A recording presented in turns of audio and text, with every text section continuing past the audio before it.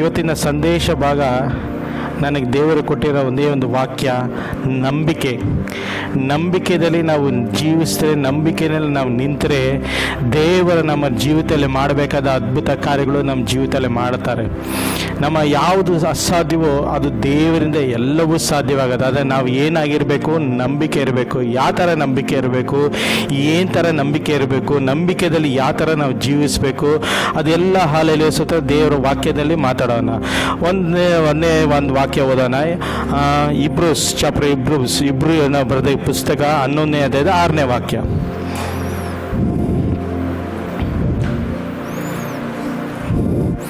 ಇಬ್ರು ಬರೆದ ಪುಸ್ತಕ 11ನೇ ಅಧ್ಯಾಯದ 6ನೇ ವಾಕ್ಯ. ನಂಬಿಕೆ ಇಲ್ಲದೆ ದೇವರನ್ನು ಮೆಚ್ಚಿಸೋದು ಅಸಾಧ್ಯ. ಆಮೆನ್.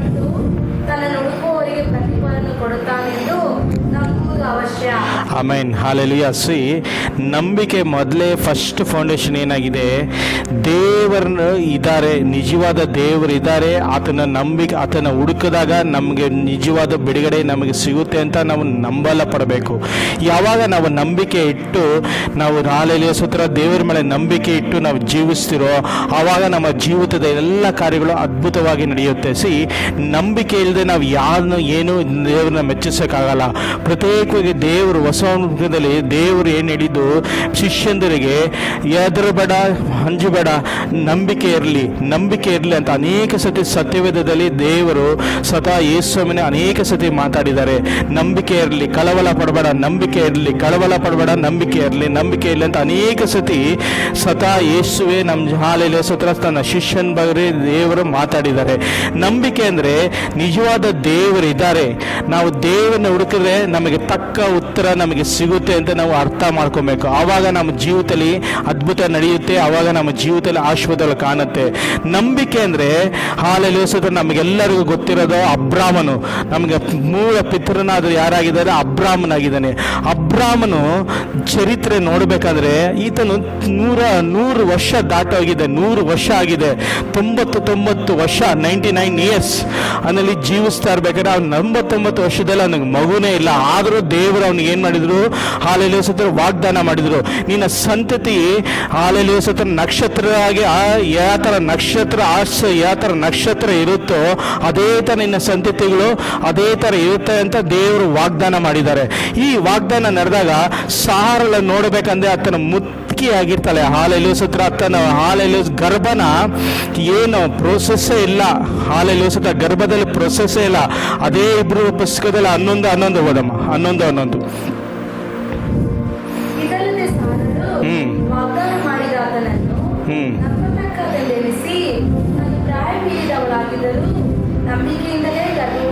ಆಮೆನ್. ಆಮೆನ್. ಸಾರ ಗರ್ಭ ಏನಾಗಿತ್ತಂದ್ರೆ ಮಗು ಇರೋದಕ್ಕೆ ಪ್ರೊಸೆಸ್ಸೇ ಇಲ್ಲ. ಹಾಲೆಲೂಯಾ ಸ್ತೋತ್ರ. ಏನು ಕಾರಣ ಇಲ್ಲ, ಏನಾಗಿದೆ? ಆ ವಯಸ್ಸು ಮೀರೋಗಿದೆ. ಸೈಂಟಿಸ್ಟ್ ಪ್ರಕಾರ ನಾವು ನೋಡಬಲ್ಲಬೇಕಂದ್ರೆ ಈ ಲೋಕದಲ್ಲೇ ನಾವು ನೋಡಲ್ಪಡ್ಬೇಕಂದ್ರೆ ಏನಾಗಿರುತ್ತೆ? ಹಾಲೆಲೂಯಾ ಸ್ತೋತ್ರ ಮುತ್ತು ಹಾಲೆಲೂಯಾ ಸ್ತೋತ್ರ ನಿಂತೋಗಿರುತ್ತೆ, ಆಗದೇ ಇಲ್ಲ, ಪ್ರೊಸೆಸ್ಸೇ ಇಲ್ಲ, ಏನು ಕಾರ್ಯ ಮಾಡೋಕ್ಕೂ ಆಗಲ್ಲ. ಆ ವಯಸ್ಸಿನಲ್ಲಿ ದೇವರ ಮಗುವನ್ನು ಕೊಟ್ಟರು. ಅದು ನಂಬಿಕೆ ಆಗಿದೆ. ನಂಬಿಕೆ ಅಂದರೆ ನಾವು ನಂಬಿಕೆದಲ್ಲಿ ದೃಢವಾಗಿ ನಿಲ್ಲಲ್ಲ ಪಡಬೇಕು. ಯಾವಾಗ ನಂಬಿಕೆದಲ್ಲಿ ನಾವು ದೃಢವಾಗಿ ನಿಲ್ಲುತ್ತಿರೋ, ಹೌದು ದೇವರು ನನ್ನ ಜೀವಿತದಲ್ಲಿ ಅದ್ಭುತ ಮಾಡ್ತಾರೆ, ದೇವರು ನನ್ನನ್ನು ಕೈ ಬಿಡಲ್ಲ, ದೇವರು ನನ್ನನ್ನು ಆಶೀರ್ವಾದ ಮಾಡ್ತಾರೆ, ದೇವರು ನನ್ನನ್ನು ಮೇಲೆ ಎತ್ತುತ್ತಾರೆ, ನಾನು ಎಲ್ಲೇ ಹೋಗಿರಲಿ, ನಾನು ಫುಲ್ ಬಡತನದಲ್ಲಿ ಹೋಗಿರಲಿ, ನನಗೆ ಯಾವ ಹಾಲೆಲ್ಲೂ ಸುತ್ತ ಎಲ್ಲರ ಕೈ ಬಿಟ್ಟರು ನನ್ನ ದೇವರು ನನ್ನ ಕೈ ಬಿಡಲ್ಲ ಅಂತ ನಂಬಿಕೆದಲ್ಲಿ ನಾವು ನಿಲ್ತಿರೋ ಆವಾಗ ನಮ್ಮ ಜೀವಿತದಲ್ಲಿ ನಂಬಿಕೆ ಆಗಲೇ ನಮ್ಮ ಜೀವಿತದಲ್ಲಿ ಅದ್ಭುತಗಳು ನಡೆಯುತ್ತೆ, ಬಿಡುಗಡೆಗಳು ನಡೆಯುತ್ತೆ, ಆಶೀರ್ವಾದಗಳು ಕಾಣಲ್ಪಡುತ್ತೆ. ಈ ಸಾರಲು ಅದೇ ಥರ ಮಾಡಿದ್ದು. ತನ್ನ ಪ್ರೊಸೆಸ್ಸೇ ಇಲ್ಲ. ಗರ್ಭನ ಗರ್ಭನ ಇದು ಮಾಡೋಕ್ಕೆ ಒಂದು ಪ್ರೊಸೆಸ್ಸೇ ಇಲ್ಲ. ಆ ಸಿಚುವೇಶನಲ್ಲಿ ಆತನ ನಂಬಿಕೆ ಬಿಡಲಿಲ್ಲ. ಹಾಲೆಲೂಯಾ ಸ್ತೋತ್ರ. ನಂಬಿಕೆ ಬಿಡಲಿಲ್ಲ.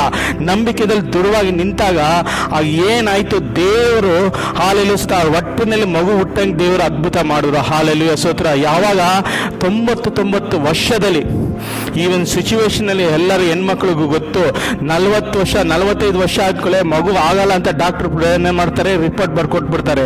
ಸಿ ಹಾಲೆಲೂಯ ಸತ್ರ ಈಕೆ 99 ಇಯರ್ಸ್ನಲ್ಲಿ ಮಗು ಇರ್ತಲ್ಲ. ಹಾಲೆಲೂಯ ಸತ್ರ ಗರ್ಭದಲ್ಲಿ ಏನು ಎಂದೇ ಇರಲ್ಲ, ಬಂಜಿ ಆಗಿರುತ್ತೆ, ಗರ್ಭ ಒಣಗೋಗಿ ಸಿಚುವೇಶನಲ್ಲಿ ಇರುತ್ತೆ. ಆ ಸಮಯದಲ್ಲೂ ಆತಳು ನಂಬಿಕೆ ಇಟ್ಲು, ದೇವರು ನಮ್ಮ ಜೀವಿತದಲ್ಲಿ ಅದ್ಭುತ ಮಾಡ್ತಾರೆ, ದೇವರು ನಮ್ಮನ್ನ ಮೇಲೆತ್ತುತ್ತಾರೆ ಅಂತ. ಸಿ ನಂಬಿಕೆದಲ್ಲಿ ವಿಧವಾದ ನಂಬಿಕೆ ಇದೆ. ನೀವು ಏನಾದರೂ ಹಾಲೆಲೂಯ ಸತ್ರ ಬೇಳೆಗೆ ಮಾಡಿಬಿಟ್ಟು ಪಾಪ ಮಾಡಿ ಇದು ಮಾಡಿ ಅದು ಮಾಡಿ ಅಂದರೆ ನಂಬಿಕೆ ಇರೋದಲ್ಲ. ನಂಬಿಕೆ ಅಂದರೆ ರೈಚ್ನೆಸ್, ಅಂದರೆ ನೀತಿವಂತನಾಗಿ ನೀವು ಜೀವಿಸಿ ನಂಬಿಕೆ ಅದರಲ್ಲಿ ಇಟ್ಟರೆ ನಿಮಗೆ ದೇವರೊಂದು ದೊಡ್ಡ ಅದ್ಭುತ ಮಾಡಕ್ಕೆ ಹೋಗ್ತಾರೆ, ದೇವರೊಂದು ಕಾರ್ಯ ನಡೆಯಕ್ಕೆ ಹೋಗುತ್ತೆ, ದೇವರೊಂದು ಆಶೀರ್ವಾದಗಳು ಕಾಣಲ್ಪಡುತ್ತೆ. ನಂಬಿಕೆ ಅಂದರೆ ಏನಾಗಿರಬೇಕು?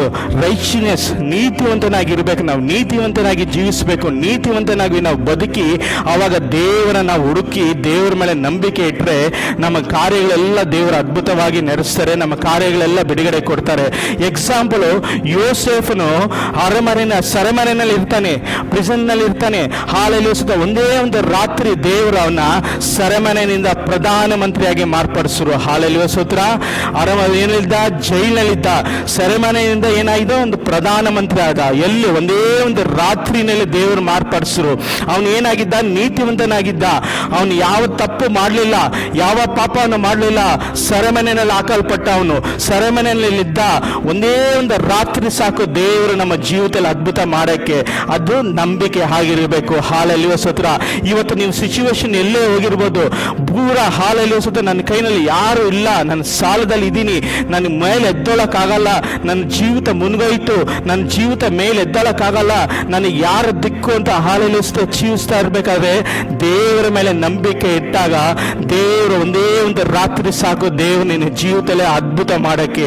ದೇವರ ಕೈಯಿಂದ ಅಸಾಧ್ಯವಾದದ್ದು ಯಾವುದು ಇಲ್ಲ. ಏನಾಗಿರ್ಬೇಕು? ನಾವು ನಂಬಿಕೆವಾಗಿ ಜೀವಿಸಬೇಕು, ನಂಬಿಕೆವಾಗಿ ನಿಲ್ಲಲ್ಲ ಪಡಬೇಕು. ನಿಂತಾಗ ನಮ್ಮ ಜೀವಿತದಲ್ಲಿ ದೇವರು ಒಂದು ಅದ್ಭುತವಾಗಿ ಕಾರ್ಯಗಳು ಮಾಡ್ತಾರೆ. ಸಿ ನೀವು ಹಾಲೆಲೂಯ ಸ್ತೋತ್ರ ಏನಾಗಿರ್ಬೇಕು? ನೀತಿವಂತರಾಗಿ ನೀವು ಜೀವಿಸಲ್ಪಡಬೇಕು.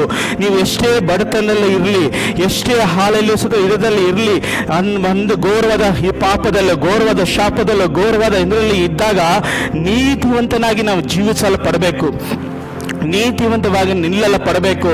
ನಿಂತು ದೇವರ ಮೇಲೆ ನಂಬಿಕೆವಾಗಿ ನಿಂತರೆ ನಮ್ಮ ಜೀವಿತ, ನಮ್ಮ ಭವಿಷ್ಯ, ನಮ್ಮ ರೂಪಿಸೋದು ಯಾರಾಗಿರ್ತಾರೆ? ದೇವರಾಗಿರ್ತಾರೆ. ದೇವರಿಗೇನು 1 ವರ್ಷ 2 ವರ್ಷ 3 ವರ್ಷ ಅಲ್ಲ, ಒಂದೇ ಒಂದು ರಾತ್ರಿ ಸಾಕು ಮಾರ್ಪಡಿಸೋಕ್ಕೆ. ಹಾಲೆಲೂಯ ಸ್ತೋತ್ರ. ಒಂದೇ ಒಂದು ರಾತ್ರಿ. ದಾವೀದನ ಏನಾಗಿರ್ತಾನೆ? ಕುರಿ ಮೇಯಿಸುವವನಾಗಿರ್ತಾನೆ. ಎಲ್ಲರೂ ಅವನ ಕೈ ಬಿಟ್ಟಿರ್ತಾರೆ, ಸ್ವಂತ ತಂದೆನ ಅವನ ಕೈ ಬಿಟ್ಟು ಹಾಲೆಲೂಯ ಸ್ತೋತ್ರ ಆಚೆ ಇದು ಮಾಡಿರ್ತಾರೆ, ಆಚೆ ಹಾಕಿರ್ತಾರೆ. ಅವನು ಏನು ಮಾಡ್ತಾ ಇರ್ತಾನೆ? ನಂಬಿಗಸ್ತನಾಗಿ ಕುರಿನ ಬೇಯಿಸ್ತಾ ಇರ್ತಾನೆ. ಹಾಲೆಲೂಯ ಸ್ತೋತ್ರ. ಕರಡಿ ಬರುತ್ತೆ, ಸಿಂಹ ಬರುತ್ತೆ, ತೋಳ ಬರುತ್ತೆ, ಯಾವುದವನ್ನ ಬಿಟ್ಕೊಡ್ಲಿಲ್ಲ, ಕುರಿನ ಬಿಟ್ಕೊಡ್ಲಿಲ್ಲ. ಅಲ್ಲಿ ಏನಾಗಿದ್ದ? ಕುರಿನ ಹಾಲೆಲೂಯ ಸ್ತೋತ್ರ ಪ್ರಾಣಕ್ಕೆ ಪ್ರಾಣ ಕೊಟ್ಟು ಕುರಿನ ಕಾಯ್ತಾ ಇದ್ದ, ಪ್ರಾಣಕ್ಕೆ ಪ್ರಾಣ ಕೊಟ್ಟು ಕುರಿನ ಕಾಯ್ತಾ ಇದ್ದ. ಆ ಹೃದಯನ ದೇವರು ನೋಡಿ ಅವನು ಏನ್ ಮಾಡಿದ್ರು? ಒಂದು ಇಸ್ರಾಯೇಲ್ ರಾಜರಾಗಿ ಅವನ ದೇವರು ಮಾರ್ಪಡಿಸಿದ್ರು. ಸಿ ನಾವು ಎಲ್ಲೇ ಇರ್ಬೋದು, ನಾವು ಹಾಲೆಲೂಯ ಸ್ತೋತ್ರ ಎಲ್ಲೇ ಇರ್ಬೋದು, ನಾವು ಬಡತನದಲ್ಲೇ ಆಗಿರ್ಬೋದು, ಅಥವಾ ಏನಾದರೂ ರೋಗದಲ್ಲಿ ಆಗಿರ್ಬೋದು, ಅಥವಾ ಸಾಲದಲ್ಲಿ ಆಗಿರ್ಬೋದು, ಎಲ್ಲೇ ಇರ್ಬೋದು, ನೀತಿವಂತರಾಗಿ ನಾವು ಜೀವಿಸಿ ನಂಬಿಕೆ ಇಟ್ಟಾಗ ದೇವರು ಒಂದೇ ಒಂದು ಕ್ಷಣ ಸಾಕು ನಮ್ಮ ಜೀವಿತನ ದೇವರು ಮಾರ್ಪಡಿಸೋಕ್ಕೆ, ನಮ್ಮ ಜೀವಿತನ ಮುಂದೆ ನಡೆಸೋಕ್ಕೆ.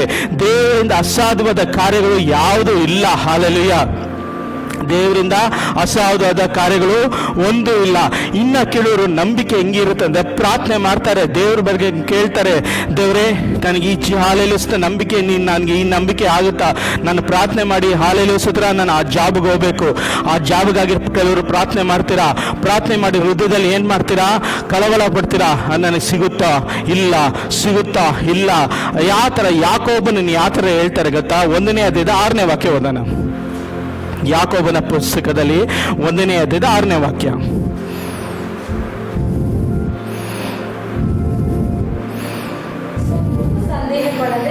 ಸ್ವಲ್ಪವೂ ಸಂದೇಹ ಪಡದೆ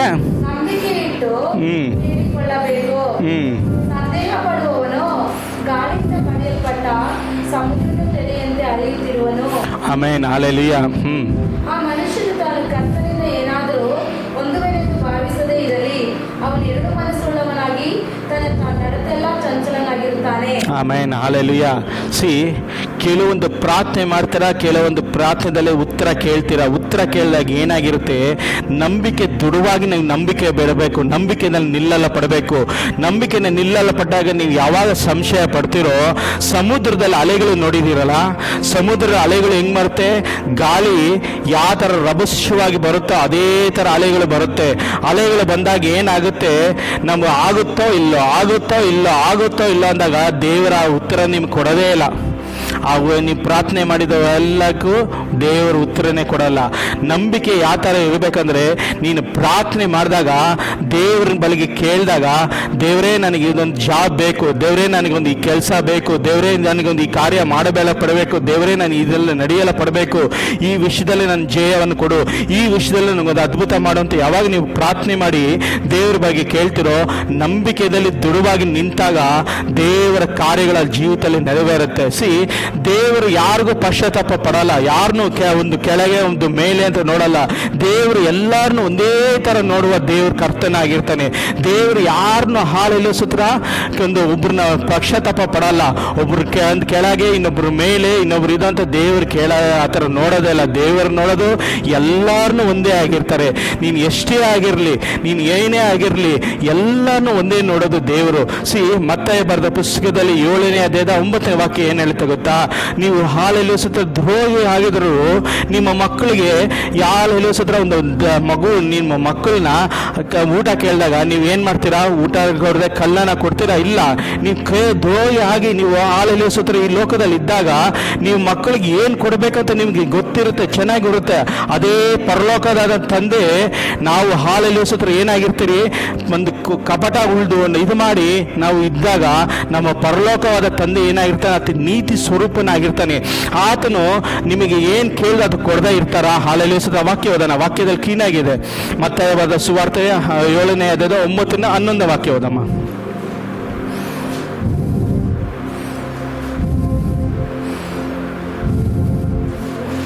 ಮತ್ತಾಯ ಬರೆದ ಸುವಾರ್ತೆ 7ನೇ ಅಧ್ಯಾಯದ 9ರಿಂದ 10ನೇ ವಾಕ್ಯ, 11 ವಾಕ್ಯವರೆಗೂ ಓದು. 3 ವಾಕ್ಯ ಓದು.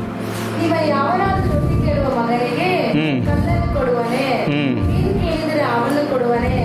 ಹಾಗಾದರೆ ಕೆಟ್ಟವರಾದ ನೀವು ನಿಮ್ಮ ಮಕ್ಕಳಿಗೆ ಒಳ್ಳೆ ಪದಾರ್ಥಗಳನ್ನು ಕೊಡುವ ಬಲ್ಲವರಾದರೆ ಪರಲೋಕದಲ್ಲಿ ನಿಮ್ಮ ತಂದೆಯು ತನ್ನನ್ನು ಬೇಡಿಕೊಳ್ಳುವವರಿಗೆ ಎಷ್ಟೋ ಹೆಚ್ಚಾಗಿ ಒಳ್ಳೆ ವರಗಳನ್ನು ಕೊಡುವನಲ್ಲ. ಆಮೇನ್ ಹಾಲೆಲೂಯಾ. ಸ್ತೋತ್ರ. ಸಿ, ಕೆಟ್ಟವರಾದ ನಾವು ನಮ್ಮ ಮಗು ಏನಾದರೂ ಹಸು ಅಂತ ಕೇಳಿದಾಗ, ನಾವು ಏನಾದರೂ ಹಸು ಅಂತ ಕೇಳಿದಾಗ ಅವ್ನಿಗೆ ಕಳ್ಳ ಕೊಡ್ತೀರಿ? ಇಲ್ಲ. ನಾವು ಏನು ಕೊಡ್ತೀರಿ, ಆ ಹೊಟ್ಟೆ ಹಸು ಅಂತ ನಮ್ಮ ಮಕ್ಕಳು ಕೇಳಿದಾಗ ಅವ್ರಿಗೆ ಏನು ಬೇಕೋ ಶ್ರೇಷ್ಠವಾದೇ ನಾವು ಕೊಡೋಕ್ಕೆ ನಾವು ಸಿದ್ಧವಾಗಿರ್ಬೇಕಾದ್ರೆ ಪರಲೋಕವಾದ ತಂದೆ ಇನ್ನು ಎಷ್ಟು ತೌಕದಿಂದ ಹಾಸ್ಯದಿಂದ ಇರಲ್ಲ. ಸಿ, ನಾವು ಮಾಡಿದ ಹಾಲೆಲ್ಲ ಸತ್ರ ಏನಾಗಿರುತ್ತೆ, ಪ್ರಾರ್ಥನೆ. ಒಂದು ಪ್ರಾರ್ಥನೆ ಮಾಡಿದಾಗ ನಾವು ಏನಾಗಿರಬೇಕು, ನಂಬಿಕೆ ಇರಬೇಕು. ನಂಬಿಕೆ ಇದ್ದಾಗ ನಮ್ಮ ಜೀವಿತದಲ್ಲಿ ದೊಡ್ಡ ಅದ್ಭುತಗಳು ನಡೆಯುತ್ತೆ. ನಂಬಿಕೆ ಯಾವ ಥರ ಇರುತ್ತೆ ಅಂದರೆ, ಅಲೆಗಳ ಥರ ನಂಬಿಕೆ ಇರಕೂಡ್ದು. ದೃಢವಾದ ನಂಬಿಕೆ ಇಟ್ಟಾಗೆ ನಮ್ಮ ಜೀವಿತದಲ್ಲಿ ಅದ್ಭುತ ನಡೆಯೋದು, ನಮ್ಮ ಜೀವಿತದಲ್ಲಿ ಬಿಡುಗಡೆ ನಡೆಯೋದು, ನಮ್ಮ ಜೀವಿತದಲ್ಲಿ ಆಶೀರ್ವಾದ ಕಾಣಲ್ಪಡೋದು. ಅಲೆ ಏನು ಸಂಭವಿಸಿ ಗೊತ್ತಾ, ಸಮುದ್ರದಲ್ಲಿ ಎತ್ತಿ ಮೇಲೆ ಹಾಕುತ್ತೆ, ಒಂದ್ಸತಿ ಮೇಲೆ ಹೋಗುತ್ತೆ, ಒಂದ್ಸತಿ ಕೆಳಗೆ ಬರುತ್ತೆ, ಒಂದ್ಸತಿ ಮೇಲೆ ಹೋಗುತ್ತೆ, ಒಂದ್ಸತಿ ಕೆಳಗೆ ಬರುತ್ತೆ. ಅಂದರೆ ನಂಬಿಕೆ ಇದೆ, ಹೌದು ನಂಬಿಕೆ ಇದೆ ಅಂದ್ಕೊಂತೀರಿ. ಆಮೇಲೆ ಇಲ್ಲ, ದೇವ್ರನ್ನ ಆಡ್ತಾರ, ಇಲ್ಲ ಆಗಲ್ಲ, ದೇವ್ರಿದ್ ಮಾಡ್ತಾರ, ಆಗಲ್ಲ, ದೇವ್ರಿದ್ ಮಾಡ್ತಾರ, ಆಗಲ್ಲ ಅಂತ ಏನಾಗುತ್ತೆ, ನಮ್ಮ ಜೀವಿತದಲ್ಲಿ ನಂಬಿಕೆ ಏನಾಗುತ್ತೆ, ಕೆಳಗೆ ಹೊಟ್ಟೆಗೆ ಹೋಗುತ್ತೆ. ಈ ಸಮುದ್ರ ಅಲೆ ಥರ ಅಲ್ಲ ನಮ್ಮ ನಂಬಿಕೆ ಇರಬೇಕಾಗಿದ್ದು. ನಂಬಿಕೆ ಹೆಂಗಿರ್ಬೇಕಂದ್ರೆ, ಅಬ್ರಾಮನ ನಮ್ಗೆ ಏನಾಗಿರ್ತಾನೆ, ಮೂಲ ಪಿತ ತಂದೆ ಆಗಿರ್ತಾನೆ. ಆತನು ಹಾಲೆಲ್ಲ ಸುತ್ತರ ದೇವರು ಕರೆದ್ರು, ಅಬ್ರಾಮನೇ ನೀನು ಹಾಲೆಲ್ಲ ಸುತ್ತರ ನಿನ್ನ ಸಂಬಂಧಿಕರು, ನಿನ್ನ ಸ್ವಂತದವರು, ನಿನ್ನ ಎಲ್ಲನ ಬಿಟ್ಟು ನಾನು ಹೇಳೋದು ತೋರಿಸೋ ಜಾಗದಲ್ಲಿ ನೀನು ಬಾ ಅಂದಾಗ ಸ್ವಂತ ಎಂತಿಗೂ ಹೇಳಲಿಲ್ಲ. ಆಯ್ತು ಅಂತ ಏನು ಮಾಡ್ದ, ಎಲ್ಲವನ್ನ ಹಾಲೆಲ್ಲ ಸುತ್ತರ ಪ್ಯಾಕ್ ಮಾಡಿಕೊಂಡು ದೇವರ ಮಾತಿನ ವಿಧೇಯತೆ ತೋರಿಸಿ ಅವನ ಹಾಲೆಲ್ಲ ಸುತ್ತ ನಂಬಿಕೆಯಿಂದ ಕಾಲು ಹೆಜ್ಜೆ ಇಟ್ಟದ. ನಾನೊಂದು ಸ್ಟೋರಿ ನಿಮ್ಗೆ ಹೇಳ್ತೀನಿ. ನಾವು ಒಂದು ಜಾಯಿಂಟ್ ಫ್ಯಾಮಿಲಿನಲ್ಲಿ ಇದ್ದಿದ್ದು, ಜಾಯಿಂಟ್ ಫ್ಯಾಮಿಲಿನಲ್ಲೇ ನಾವು ಜೀವಿಸ್ತಾ ಇದ್ದಿದ್ದು. ಎಲ್ಲ ನಮಗೆ ಏನು ಕೊಡ್ತಾ ಇದ್ದಿಲ್ಲ, ನಮಗೆ ಒಳ್ಳೆ ಮನೆ ಇತ್ತು, ಒಳ್ಳೆ ಡೂಪ್ಲೆಕ್ಸ್ ಮನೆ ಇತ್ತು, ಎಲ್ಲ ಇತ್ತು. ಆದರೆ ದೇವರು ಒಂದೇ ಒಂದು ಮಾತು ಹೇಳಿದ್ರು, ನಮಗೇನು ಹೇಳಿದ್ರು, ಈ ಮನೆ ಬಿಟ್ಟು ನೀನು ಸ್ವಂತವಾಗಿ ನೀನು ಬರಬೇಕು, ಒಂದೇನು ಸಪ್ರೇಟ್ ಆಗಬೇಕು, ನೀನು ಈ ಫ್ಯಾಮಿಲಿಯಿಂದ ನೀನು ಸಪ್ರೇಟ್ ಆಗಬೇಕು, ಆವಾಗ ನಾನು ನಿನ್ನ ಆಶೀರ್ವಾದ ಮಾಡ್ತೀನಿ ಅಂತ ದೇವರು ನಮಗೆ ಒಂದು ಹಾಲೆಲ್ಲ ಸುತ್ತರ ಹೇಳಿದ್ರು. ಪ್ರಾರ್ಥನೆ ಮಾಡ್ಬೇಕಾದ್ರೆ ಹೇಳಿದ್ರು. ಇಲ್ಲ ಮನೆ ಬಾಡಿಗೆ ಕೊಡಬೇಕಂದ್ರೆ ದುಡ್ಡು ಇದ್ದಿಲ್ಲ, ಮನೆ ಸಾಮಾನು ಇದ್ದಿಲ್ಲ, ಏನಿದ್ದಿಲ್ಲ. ನಾನು ಆ ಸಿಚುವೇಶನಲ್ಲಿ ನೋಡಬೇಕಂದ್ರೆ ನಾನು ಭಯಂಕರವಾದ ಸಾಲದಲ್ಲಿದ್ದೆ. ನಾನು ಕ್ರೆಡಿಟ್ ಕಾರ್ಡ್ನಲ್ಲಿ ಸುಮಾರು ಒಂದು 5 ಲಕ್ಷ ನನ್ನ ಸಾಲದಲ್ಲಿದ್ದೆ. ಆ ಸಾಲದಲ್ಲಿದ್ದಾಗ ದೇವರು ಒಂದೇ ಒಂದು ಮಾತು ಹೇಳಿದಾರಂತೆ, ಎಲ್ಲವನ್ನು ನಾನು ಬಿಟ್ಟು ಇಬ್ಬರು ಮಕ್ಕಳು ನನಗೆ ಹಾಲಲ್ಲಿ ಸುತ್ರ ಹೆಣ್ಣು ಮಕ್ಕಳು, ನಾನು ಇಬ್ಬರು ಮಕ್ಕಳು ನನಗೆ ಕರ್ಕೊಂಡು, ನಾನು ಹೆಂಡತಿನ ಕರ್ಕೊಂಡು ಆವಾಗ ನೋಡಬೇಕಾದ್ರೆ ನನಗೇನು ಸಾಮಾನು ಇದ್ದಿಲ್ಲ. ಬರೀ ನಮ್ಮ ಮನೆಯಿಂದ ಏನು ತಂದೆ, ಒಂದು ಸ್ಟವ್, ಮತ್ತು ಮನೆ ಹಾಲಲ್ಲಿ ಸುತ್ರ ಏನು ಮಾಡಬೇಕಾದ್ರೆ ಸಾಮಾನು, ಅಡುಗೆ ಸಾಮಾನುಗಳು ಎತ್ಕೊಂಡು ಹಾಲಲ್ಲಿ ಸುತ್ರ ನಾನು ಆಚೆ ಬರಬೇಕಾದ್ರೆ ನನ್ನ ಮನೆಗೆ ಬಾಡಿಗೆ ಕೊಡೋಕ್ಕೆ ಅಡ್ವಾನ್ಸ್ ಇಲ್ಲ. ಏನು ಮಾಡಬೇಕು ಅಂತ ನಾನು ಸಿಚುವೇಶನಲ್ಲಿ ಇದ್ದಾಗ ಮನೆ ನೋಡಿದೆ, ಎಲ್ಲರೂ ಸೆಟ್ ಆಯಿತು. ಆ ಮನೆಗೆ ಅಡ್ವಾನ್ಸ್ ಕೊಡೋಕ್ಕೆ ನನಗೆ ದುಡ್ಡು ಇಲ್ಲ. ನಾನು ಏನು ಹೇಳಿದೆ, ಹಾಲಲ್ಲಿ ಸೂತ್ರ ಬ್ರೋಕರ್ಗೆ ಹೇಳಿದೆ, ಇನ್ನೊಂದು 3 ದಿವಸ ನನಗೆ ಟೈಮ್ ಕೊಡು, 3 ದಿವಸ ಆದಮೇಲೆ ನಾನು ಹಾಲಲ್ಲಿ ಸೂತ್ರ ಅಡ್ವಾನ್ಸ್ ಮಾಡ್ತೀನಿ ಅಂತ ಜಸ್ಟ್ ಒಂದು ಟೋಕನ್ ಅಡ್ವಾನ್ಸ್ 1000 ರೂಪಾಯಿ ಕೊಟ್ಟು ಬಂದು ಪ್ರಾರ್ಥನೆ ಮಾಡ್ತಾ ಇರಬೇಕಾದ್ರೆ ಟಕ್ ಅಂತ ಇಮ್ಮಿಡಿಯೇಟಾಗಿ ನನಗೆ ಒಂದು ಆರ್ಡರ್ ಬಂತು. ಅದು 50,000 ಬಂತು. ಅದು 50,000 ತೊಗೊಂಡೋಗಿ ಹಂಗೆ ಹಾಲಲ್ಲಿ ಸೂತ್ರ ನಾನು ಅಡ್ವಾನ್ಸ್ ಕೊಟ್ಟು ಹಾಲಲ್ಲಿ ಸೂತ್ರ ನಾನು ಇವೆಲ್ಲರನ್ನ ಶಿಫ್ಟ್ ಆದಾಗ 3 ತಿಂಗಳು ಭಯಂಕರವಾದ ಕಷ್ಟ ಆಯಿತು ನನಗೆ. 3 ತಿಂಗಳು ಕೆಲಸ ಇದ್ದಿಲ್ಲ, ಮನೆ ಬಾಡಿಗೆ ಕಟ್ಟಬೇಕಾಯಿತು. ಮನೆ ಬಾಡಿಗೆ ಇಲ್ಲಿ ಹಾಲಲ್ಲಿ ಸೂತ್ರ ಆದರೆ ನನಗೆ 5 ಲಕ್ಷ ಸಾಲ ಇತ್ತು. ಕ್ರೆಡಿಟ್ ಕಾರ್ಡಿಂದ 5 ಲಕ್ಷ ಸಾಲ ಇತ್ತು. ಸಾಲದವರು ಭಯಂಕರವಾದ ಫೋನ್ ಮೇಲೆ ಫೋನು, ಎಲ್ಲಿದ್ಯಾ, ಏನು ಮಾಡ್ತಾ ಇದೆಯಾ, ನೀನು ಇವಾಗಲೇ ಬರ್ತೀನಿ, ಪೊಲೀಸ್ ಕರ್ಕೊಂಡ್ಬರ್ತೀನಿ, ನಿನ್ನ ಜೈಲಿಗೆ ಹಾಕ್ಸ್ತೀನಿ, ನೀನು ಇದು ಮಾಡ್ತೀನಿ ಅಂತ ಭಯಂಕರವಾದ ಬೆಳಿಗ್ಗೆ ಸಾಯಂಕಾಲ ಅಂದ್ರೆ 20 ಫೋನ್ಗಳು ಬರೋದು ಅಂತ ಎದುರಿಸ್ತಾ ಇದ್ರು ನನ್ನ. ನಾನು ಒಂದೇ ಒಂದು ಪ್ರಾರ್ಥನೆ ಮಾಡಿದೆ, ದೇವರೇ ನೀನು ನನ್ನನ್ನು ಕರೆದಿದ್ಯಾ, ನೀನು ಕರೆದಿರೋ ನನ್ನ ನಂಬಿಗಸ್ತನಾಗಿದ್ಯಾ, ನಾನು ಎಲ್ಲೂ ತಲೆ ತಗ್ಗಿಸ್ಕೊಡ್ದು ಮತ್ತೆ ನಾನು ಹಿಂತಿರುಗಿ ಹೋಗ್ಕೊಡ್ದು ಮನೆಗೆ. ಹಾಲಲ್ಲಿ ಸೋತ್ರ ನೀನು ಕರೆದಿದ್ಯಾ, ನೀನು ಕರೆದಿದ್ಮೇಲೆ ನೀನು ನಡೆಸುವ ದೇವರಾಗಿದೆ ಅಂತ. ಇವತ್ತು ಯಾವಾಗ ಆ ಥರ ನಾನು ಪ್ರಾರ್ಥನೆ ಮಾಡಿ ನಾನು ನಿಂತ್ಕೊಂಡು ಆವಾಗ ನನ್ನ ಜೀವಿತದಲ್ಲಿ ದೇವರು ಎಲ್ಲ ಟಕ ಅಂತ ಬಾಗಿಲು ತೆಗೆದ್ರು. ಇವತ್ತು ಎಲ್ಲ ಸಾಲ ಮುಗಿದು ನನ್ನ ಮನೆಯಲ್ಲಿ ಎಲ್ಲ ಫರ್ನಿಚರ್ಸು, ಎಲ್ಲ ಟಿವಿ ಕಂಪ್ಲೀಟ್ ಎಲ್ಲ ನನ್ನ ದೇವರು ಒದಿಸ್ಕೊಟ್ರು. ಇದು ಹೆಂಗೆ ಅಂದರೆ ನಂಬಿಕೆ. ಹಾಲಲ್ಲಿ ಸೂತ್ರ ನನ್ನ ಕರೆದಿರೋ ದೇವರು ನನ್ನನ್ನು ಕೈ ಬಿಡಲ್ಲ ಅಂತ ನಾನು ಯಾವಾಗ ದೃಢವಾಗಿ ನಿಂತ್ಕೊಂಡು ಆವಾಗ ದೇವರು ನನ್ನ ಜೀವಿತದಲ್ಲಿ ಎಲ್ಲ ಬಿಡುಗಡೆಗಳು ನಡೆಯಿತು, ಎಲ್ಲ ಅದ್ಭುತಗಳು ನಡೆಯಿತು. 5 ಲಕ್ಷ ಸಾಲ ಹೋಗಿ ನಾನು ಒಳ್ಳೆ ಮನೆಯಲ್ಲಿ ಬಂದೆ, ಡಬಲ್ ಬೆಡ್ರೂಮ್ ಮನೆ ಬಂದೆ. ಹಾಲಲ್ಲಿ ಸೂತ್ರ ನನಗೆ ಬೇಕಾದ ಸೋಫಾ, ಡೈನಿಂಗ್ ಟೇಬಲ್, ಎಲ್ಲ ಫರ್ನಿಚರ್, ವಾಷಿಂಗ್ ಮಿಷಿನ್, ಫ್ರಿಡ್ಜ್ ಎಲ್ಲ ಹಾಲಲ್ಲಿ ಸೂತ್ರ ಸ್ಟೆಪ್ ಬೈ ಸ್ಟೆಪ್ ಎಲ್ಲ ಬಂತು ನನಗೆ. ಹಾಲಲ್ಲಿ ಸೂತ್ರ ಯಾವುದು ನನ್ನ ತಂದೆ ಕೊಟ್ಟಿದ್ದಲ್ಲ, ಇದು ಹಾಲಲ್ಲಿ ಸೂತ್ರ ಸ್ವಂತವಾಗಿ ನನಗೆ ದೇವರು ಕೊಟ್ಟಿದ್ದು. ಹಾಲಲ್ಲಿ ಸೂತ್ರ ಎಲ್ಲವನ್ನು ನನಗೆ ದೇವರು ಕೊಟ್ಟಿದ್ದು. ಸ್ಟೆಪ್ ಬೈ ಸ್ಟೆಪ್ ಬಂತು. ಏನು ಮಾಡಬೇಕು? ನಂಬಿಕೆ ಇರಬೇಕು. ನಂಬಿಕೆ ಅದರಲ್ಲಿ ನೀತಿವಂತನ ನಂಬಿಕೆ ದೇವರು ಭಯಂಕರವಾದ ಪ್ರಾರ್ಥನೆಗೆ ಉತ್ತರ ಕೊಡುವ ದೇವರಾಗಿರ್ತಾರೆ. ಹಾಲಲ್ಲಿ ಸೂತ್ರ ಅಬ್ರಾಮನ್ ಏನಾಗಿರ್ತಾನೆ? ನೀತಿವಂತನಾಗಿರ್ತಾನೆ. ಅವನು 100 ವರ್ಷ ಆಗಿರುತ್ತೆ ಪ್ರಾಯ, ಆದ್ರೂ ಅವನು ನಂಬಿಕೆಯಲ್ಲಿ ಏನು ಮಾಡ್ದ? ದೃಢವಾಗಿ ನಿಂತ. ಹಾಲಲ್ಲಿ ಸೂತ್ರ ಆಶೀರ್ವಾದದಲ್ಲಿ ನಿಂತ.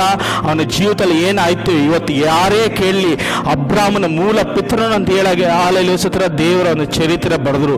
ಇವತ್ತು ನೀವು ಹಾಲಲ್ಲಿ ಒಂದು ಪಕ್ಷ ನಿಮ್ಮ ಕೆಲಸದಲ್ಲಿ 1,000 ಇರ್ಬೋದು, ಅಲ್ಲೇ ಸೂತ್ರ 500 ರೂಪಾಯಿನೇ ಇರ್ಬೋದು. ಇವತ್ತು ನಾನು ಏನು ಇಲ್ಲ, ನನ್ನ ಸಿಚುವೇಶನ್ ಯಾಕೆ ಹಿಂಗೆ ಆಗ್ತಾ ಇದೆ ಅಂತ ನೀವು ಇದ್ರೆ ದೇವರಿಗೆ ತಕ್ಕ ಸಮಯದಲ್ಲಿ ನಿಮ್ಮನ್ನ ಮೇಲೆತ್ತವನು ಆಗಿರ್ತಾನೆ.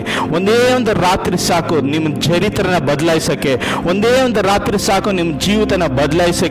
ಅಸಾಧ್ಯದ್ದು ಸಾಧ್ಯ ಮಾಡೋ ಕರ್ತನ ಆಗಿದ್ದಾನೆ. ನನ್ನ ಜೀವಿತದಲ್ಲಿ ನಡೆದಿದ್ದು ಇನ್ನು ಭಯಂಕರ ಟೆಸ್ಟಿಮನಿಗಳಿದೆ. ಅದೆಲ್ಲ ಯಾವಾಗ ದೇವರು ಹೇಳ್ತಾರೋ ಅವಾಗ ಸಮಯ ಕೊಟ್ಟಾಗ ನಾನು ಹೇಳ್ತೀನಿ. ಒಂದೊಂದು ಸ್ಟೆಪ್ ದೇವರು ಅದ್ಭುತ ಮಾಡ್ತಾರೆ.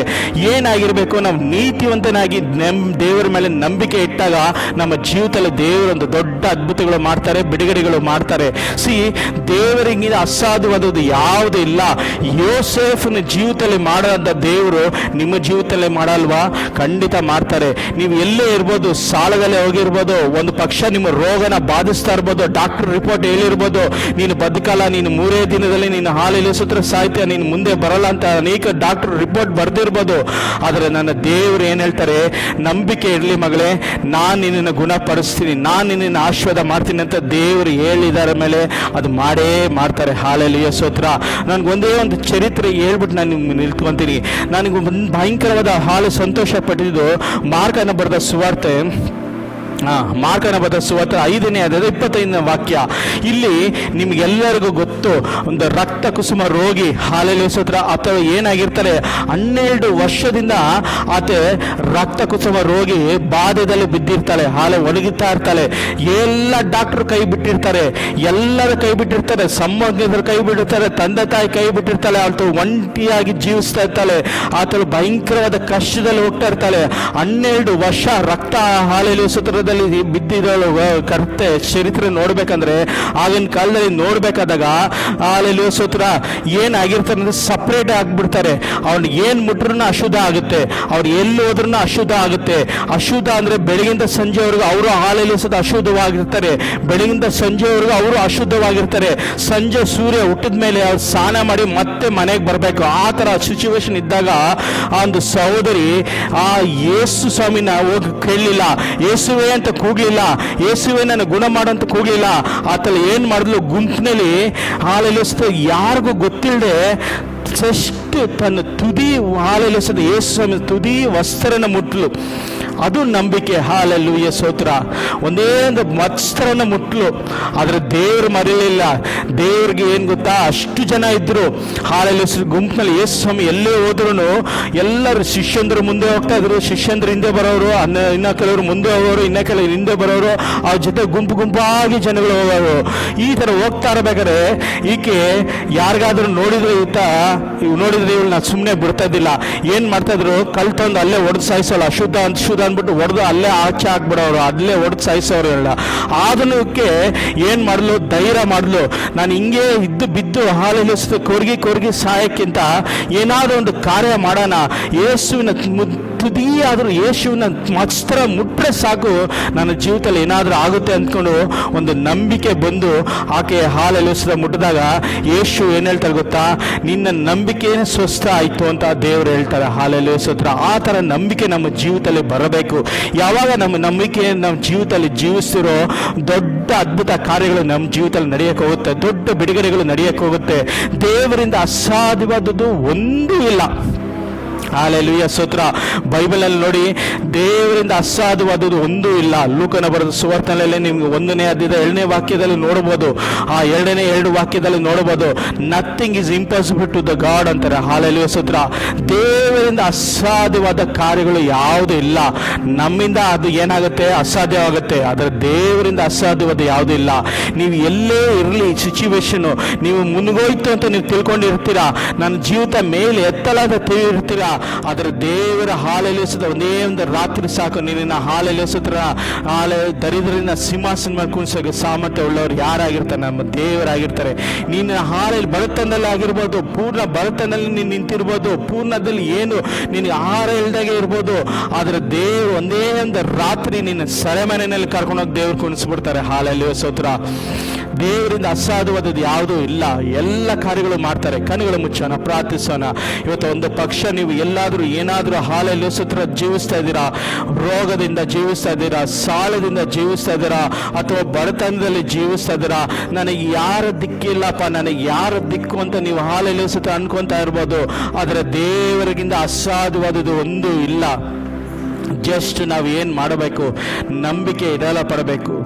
ನಂಬಿಕೆ ಇಟ್ಟಾಗ ದೇವರೊಂದು ದೊಡ್ಡ ಅದ್ಭುತ ಮಾಡಕ್ಕೆ ಹೋಗ್ತಾರೆ, ದೇವರೊಂದು ಬಿಡುಗಡೆ ಕೊಡಕ್ಕೆ ಹೋಗ್ತಾರೆ, ದೇವರೊಂದು ಜೀವಿತದಲ್ಲಿ ಒಂದು ಆಶೀರ್ವಾದ ಕಾಣಕ್ಕೆ ಹೋಗುತ್ತೆ. ಹಾಲೆಲೂಯ ಸ್ತೋತ್ರ. ಒಂದೇ ಒಂದು ರಾತ್ರಿ ಸಾಕು ದೇವರ ಚರಿತ್ರೆನೇ ಬದಲಾಯಿಸೋಕ್ಕೆ. ಹಾಲೆಲೂಯ ಸ್ತೋತ್ರ. ಮೊರ್ದೆಕೈ ಹಾಲೆಲೂಯ ಸ್ತೋತ್ರ. ನಾಳೆ ಗೇನ್ ಆಮನ ತಿಳ್ಕೊಂಡ ಮೊರ್ದೆಕೈನ ನಾಳೆ ಹಾಲೆಲೂಯ ಸ್ತೋತ್ರ ನೇನು ಗಂಬಿಗೆ ಹಾಕ್ಬೇಕು ಅಂತ. ಅದರ ರಾಜನ ಏನು ಮಾಡ್ದ, ಒಂದೇ ಒಂದು ರಾತ್ರಿ, ಆ ರಾತ್ರಿ ನಿದ್ದೆನೇ ಬರಲಿಲ್ಲ, ರಾಜನಿಗೆ ನಿದ್ದೆನೇ ಬರಲಿಲ್ಲ. ರಾಜ ಏನು ಮಾಡ್ತಾ ಇದ್ದಾನೆ, ಪುಸ್ತಕ ಓದ್ತಾ ಇದ್ದಾನೆ, ಚರಿತ್ರದ ಪುಸ್ತಕ ಓದ್ತಾ ಇದ್ದಾನೆ. ಹಾಲೆಲೂಯ ಸ್ತೋತ್ರ ಓದಿದಾಗ ಮೊರ್ದೆಕೈ ಒಂದು ರಾಜನಿಗೆ ಸಹಾಯ ಮಾಡಿರ್ತಾನೆ. ಹಾಲೆಲೂಯ ಸ್ತೋತ್ರ. ಆ ಚರಿತ್ರೆ ನೋಡಿದಾಗ ಮೊರ್ದೆಕೈಗೆ ಏನೂ ನಾವು ಮಾಡಲಿಲ್ಲಲ್ಲ ಅಂತ ಮೊರ್ದೆಕೈನ ನಾಳೆ ಬೆಳಗ್ಗೆ ಹಾಲೆಲೂಯ ಸ್ತೋತ್ರ ಕರ್ಕೊಂಡ್ಬಂದು ನಾಳೆ ಬೆಳಿಗ್ಗೆ ಅವನ ನನ್ನ ಕುದುರೆ ಮೇಲೆ ಕುಣಿಸಿ ಅವನ ಎಲ್ಲರನ್ನೂ ಹಾಲೆಲೂಯ ಸ್ತೋತ್ರ ಅವನ ಕುದುರೆ ಮೇಲೆ ಕುಣಿಸಿ ಎಲ್ಲರೂ ಅವನ್ನ ಸನ್ಮಾನಿಸ್ಬೇಕು ಅಂತ ರಾಜ ಆಜ್ಞೆ ಕೊಟ್ಟ. ಅವನ್ ತಿಳ್ಕೊಂಬಿಟ್ಟ, ದುಷ್ಟ ಆಮನ ತಿಳ್ಕೊಂಬಿಟ್ಟ, ನಾಳೆ ಬೆಳಿಗ್ಗೆ ಅವನ ನನಗೆ ಗಮ್ಗೆ ಹಾಕ್ಸ್ತೀನಿ ಅಂತ. ಅದರ ಹಾಲೆಲೂಯ ಸ್ತೋತ್ರ ದೇವರು ಏನು ಮಾಡಿದ್ರು, ಚರಿತ್ರೆನೇ ಬದಲಾಯಿಸ್ಬಿಟ್ರು. ಅದೇ ಥರ ಜೀವಿತದಲ್ಲಿ ದೇವರು ಮಾಡೋ ಕಾರ್ಯಗಳು, ಅದೇ ಥರ ದೇವ್ರ ಜೀವಿತದಲ್ಲಿ ಮಾಡೋ ಕಾರ್ಯಗಳು. ದೇವರ ಹಾಲೆಲೂಯ ಒಂದೇ ಒಂದು ರಾತ್ರಿ ಸಾಕು, ದೇವರ ಚರಿತ್ರೆ ಜಯಿಸ್ಬಿಡ್ತಾರೆ. ಓ ಹಾಲೆಲೂಯ ಸ್ತೋತ್ರ. ಇವತ್ತು ನೀವು ಎಲ್ಲೋ ಒಂದು ಹಾಲೆಲೂಯ ಸ್ತೋತ್ರ ಕೂಗ್ತಾ ಇರ್ಬೋದು, ನನ್ನ ಚರಿತ್ರೆ ಮುಗ್ದೋಯ್ತು, ನನ್ನ ಭವಿಷ್ಯ ಮುಗ್ದೋಯ್ತು, ನನಗೆ ಮೇಲೆ ಬರೋಲ್ಲ, ನಾನು ಮುಗ್ದೋಯ್ತು, ನಾನು ಆಗೋಯ್ತು ಅಂದ್ಕೊಂಡಿರ್ತೀರಾ.